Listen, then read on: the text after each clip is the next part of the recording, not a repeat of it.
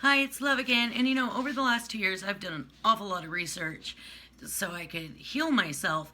And one of the things that I came across was the water experiment by Masaru Emoto. That is Masaru Emoto.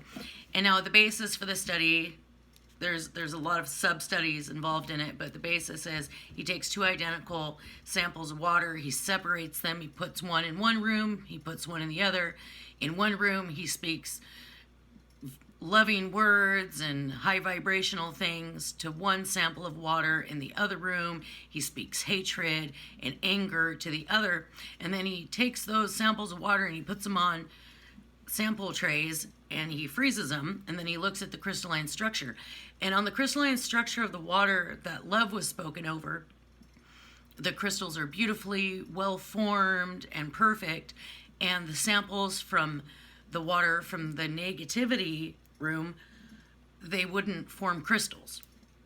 And now this experiment has been done with rice. It's been done just putting the written words on the water samples without even speaking, and you get the same result.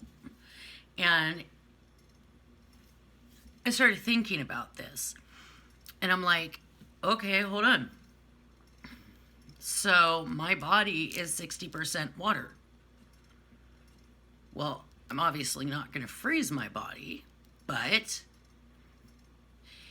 if the water that words of love and compassion were spoken to had a better crystalline structure, that means it was healthier, that means it could hold its form. And the water that hate was spoken to couldn't even form anything.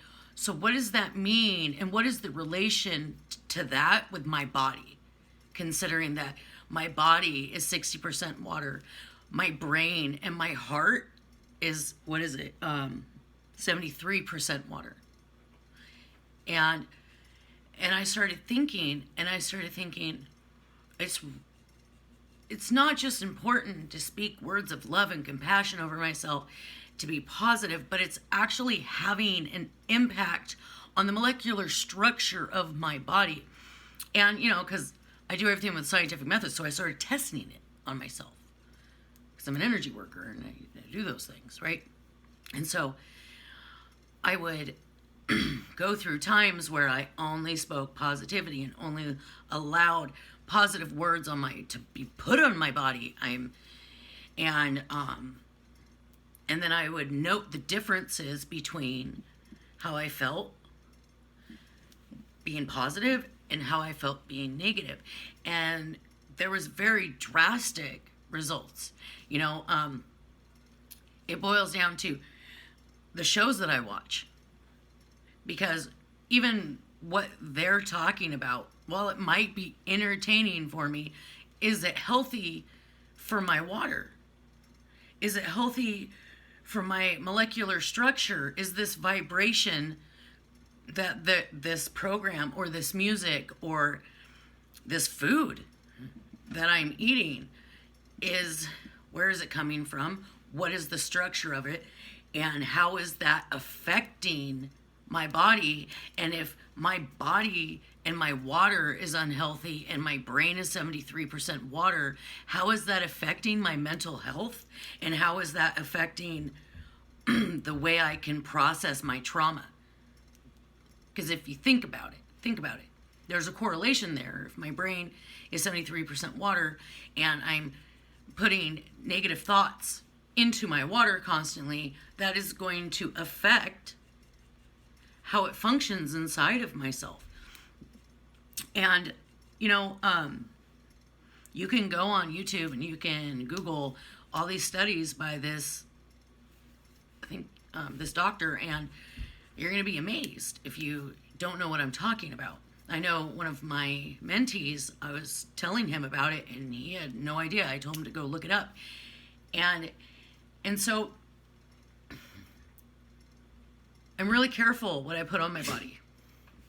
And I'm really careful about the way I allow people to speak around me. And I'm really careful about what I speak and what I listen to and what I watch. And it's definitely changed my life. I've gone through this rapid emotional transformation over the course of 2 years that has left doctors going, how did you do that? How did you go from completely broken to working on your PhD in 2 years when you have CPTSD? And yes, I still have bad days. You see these bags? I have been having an insomnia attack for weeks.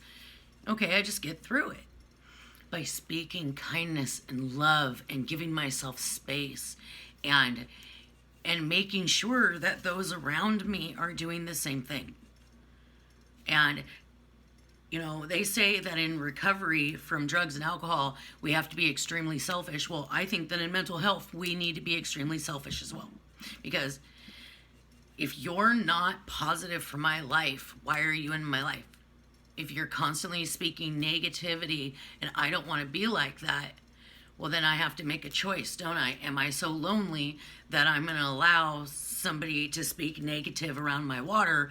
Or am I going to make the choice to put up a boundary, a healthy boundary, and be like, hey, if you can't, be positive around me, then I just can't have you around me because you're affecting the molecular structure of my body. And you might be like, that's a little too far, but no, I don't think it is, personally. And that's just my opinion. But, if you don't agree, that's fine. But if you agree, I really think there's something to it. And do your own research, Don't just take my word for it. Go to YouTube, look at the studies.